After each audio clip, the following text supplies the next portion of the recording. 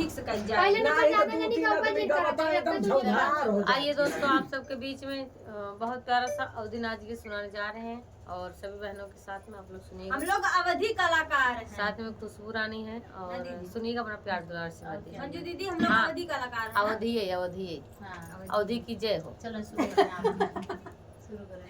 जाई से सड़किया पे गर्दा उड़ै रे ननदी, अरे गर्दा उड़ै रे ननदी, अरे वैसे उड़ै जियारा हमार छोटी रे ननदी, अरे वैसे उड़ै जियारा हमार छोटी रे ननदी।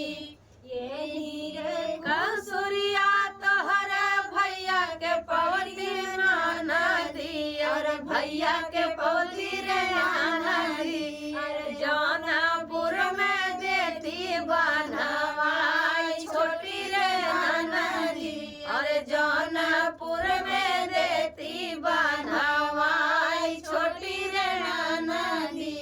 कवना कसुरवा हमारा भैया के कहिए भाऊजी, अरे भैया जे कहिए भाऊजी, अरे जौनपुर में दे दू बनवाई छोटी रे ननदी, अरे जौनपुर में देबू बनवाई हमारी भाऊजी।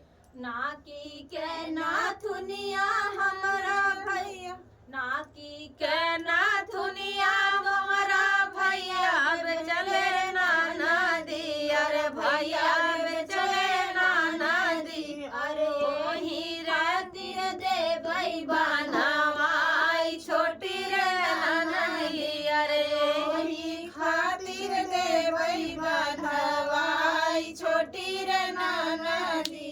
अरे हार गाले के हारौआ अपने बनखिया धरबो रे भाऊजी, बनखिया धरबो रे भाऊजी, अरे भैया के लेबै छोड़ावाई हमारी भाऊजी, अरे भाई कौन भिरना लेबै छोड़ावाई हमारी भाऊजी।